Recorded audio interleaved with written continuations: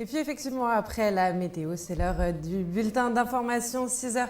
À propos de la femme agressée à Sacré-Cœur, les accusés seront jugés ce vendredi. Ibrahima Diaw, Babacar Ndiaye et Moussa Diallo comparaissent aujourd'hui devant le tribunal des flagrants délits de Dakar. Mercredi, le procureur de la République avait placé les 3 jeunes sous mandat de dépôt. Ils doivent désormais répondre de collecte et diffusion de données à caractère personnel, d'attentat à la pudeur et d'atteinte à la dignité humaine. À noter que tous 3 nient toujours les faits. Et puis également à la une de l'actualité, les accidents de la route. Toujours un fléau dans notre pays. Les drames de ces derniers jours se sont chargés de nous le rappeler. La circulation des camions est un facteur de danger, notamment pour les enfants. Première victime de l'accident survenu à Yoff, par exemple. Nos reporters Boubacar Dien et Souleymane Beng se sont rendus dans les quartiers. Et si la population pointe un doigt accusateur vers les camionneurs, eux se défendent. Regardez. Un camion qui bloque la circulation ou qui circule dans les coins et recoins des quartiers, une réalité au Sénégal. Ce commerçant reconverti en gérant de parking estime qu'un gros porteur ou camion qui circule dans les quartiers constitue un danger pour les riverains. Les camions ne doivent même pas entrer dans les quartiers. Ici, par exemple, les enfants jouent dans la rue à tout moment. De ce fait, les camions constituent un véritable danger. Mamadou Conté abonde dans ce sens. Pour lui, ces types de véhicules doivent circuler uniquement sur la route nationale. C'est pas normal, c'est le camion dans la route. Normal quoi. Le camion là. Ouais. Par pur hasard, nous rencontrons Hassan Tine. Ce chauffeur de camion prend le contre-pied de Mamadou Conté et Saher Dieye. Selon lui, les camions sont moins dangereux que les véhicules particuliers. Les camions ont plus de sécurité que les taxis et autres. Mieux, un gros porteur passe toutes ses visites techniques pour la sécurité routière. Alors qu'on ne vienne pas nous dire que les camions sont un véritable danger public. Conducteurs de camions, citoyens, tous se renvoient la balle. Cependant, beaucoup de populations se plaignent de voir les gros porteurs circuler dans les quartiers populaires. Elles demandent la réaction de l'État après la mort mercredi de 3 personnes à Yoff causée par un camion. Sécurité routière, toujours l'installation des dodanes divise la population et les conducteurs. Les ralentisseurs sur les axes routiers du Sénégal ne sont pas du goût de tous. Si une partie de la population salue leur existence, certains chauffeurs semblent penser qu'ils sont à l'origine de certains problèmes rencontrés sur nos routes. Reportage dans la banlieue, Mamadou Lamine Fati. Des dodanes ou dos de chameau, comme les appellent les populations, selon les difficultés que les chauffeurs vivent pour traverser les ralentisseurs. Cette personne est chauffeur de taxi. Il souhaite la diminution du nombre de dodanes sur la route.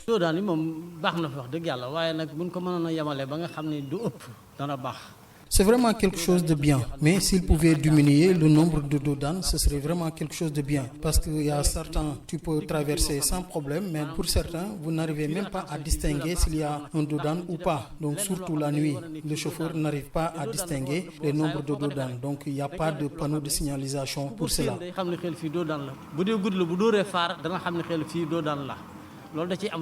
Pour des raisons de sécurité, suite à un accident qui a entraîné la mort d'un enfant, cette personne et ses amis ont construit ce dodane dans leur quartier. Un chauffeur a tué un enfant ici à cause du manque de dodane. L'école est tout près, mais les chauffeurs roulent à vive allure. C'est pourquoi, lors de cet accident, nous nous sommes cotisés pour mettre en place ce dodane, parce que nous avons aussi nos familles à sécuriser. Cette personne est chauffeur de taxi. Il fustige le nombre de dodanes à cause des agressions au niveau de ces ralentisseurs. Mais il y a un problème, surtout nous qui sommes au niveau de Guédiawaye. Donc c'est l'affaire des agresseurs et des voleurs. Ils se positionnent au niveau des dodanes et quand le taxi passe, ils prennent l'affaire des clients. Chaque jour, c'est la même chose. Vraiment, les dodanes n'ont pas leur importance. Il faut que les autorités prennent des mesures par rapport à cette situation. Pour des raisons de sécurité, des dodanes sont érigés sur certains axes routiers, soit par les autorités, soit par les populations, bien que certains ne sont pas aux normes. Tous sont d'avis, mais les conducteurs souhaitent la diminution du nombre. Et puis le Sénégal s'apprête à accueillir un grand événement. Le comité d'organisation du prochain Forum mondial de l'eau s'allie à l'ONAS. Les deux organismes comptent mutualiser leurs forces afin de relever le défi de la réussite de cet événement qui doit se tenir en mars 2021. Dans cette optique, ils ont d'ailleurs signé leur premier protocole de partenariat hier. Un sujet signé Adam Assar et Emma Falfal. Cette signature de protocole de partenariat entre le comité d'organisation du 9e Forum mondial de l'eau et l'Office national de l'assainissement du Sénégal représente un challenge. Cet événement, prévu en mars 2021 au Sénégal, constitue une plateforme unique pour attirer l'attention de la communauté internationale sur les questions de l'eau et de l'assainissement. Pour la réussite de ce forum, le plus grand événement rassemblant tous les 3 ans les différents acteurs de la communauté mondiale de l'eau, l'ONAS a un rôle de premier plan à jouer. Monsieur le directeur général, vous dirigez en effet, dans ce pays hôte qu'est le Sénégal, un secteur des plus importants, l'assainissement. Vous avez la responsabilité d'organiser la prise en charge des défis aigus que nous avons en matière d'assainissement. Et vous le savez tous, le Forum mondial de l'eau a pour vocation de constituer une plateforme unique pour attirer l'attention de la communauté internationale sur les questions liées à l'eau et à l'assainissement, et notamment faire en sorte que l'eau et l'assainissement soient au cœur des politiques et des priorités gouvernementales partout dans le monde. Durant ce sommet, des innovations de taille sont prévues.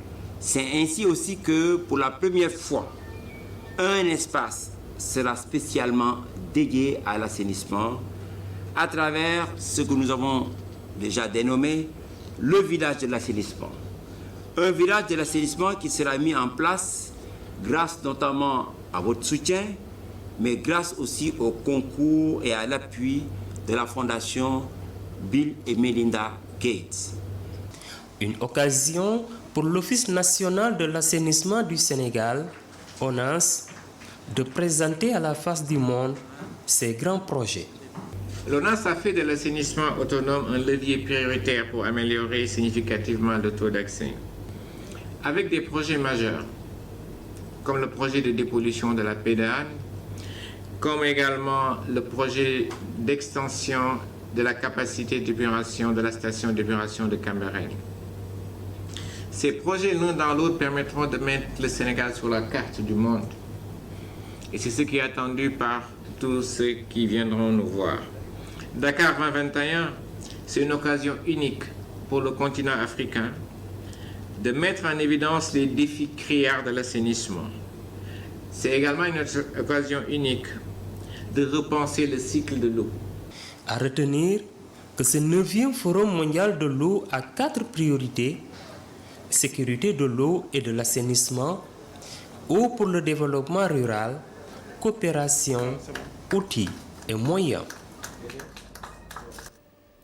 37,8%, c'est le taux d'incidence de la pauvreté individuelle au Sénégal. Ce sont les chiffres des premiers résultats de l'enquête harmonisée sur les conditions de vie des ménages menée par l'ANSD, une étude qui vise entre autres à fournir des données pour l'évaluation des politiques publiques. Elle s'est déroulée simultanément dans les 8 pays membres de l'UEMOA. Et selon l'Union économique et monétaire ouest-africaine, le HCVM, comme on l'appelle, indique que l'incidence de la pauvreté varie selon les cas de 32,6% au Sénégal, pays où elle serait la moins élevée, à 75,5% au Niger.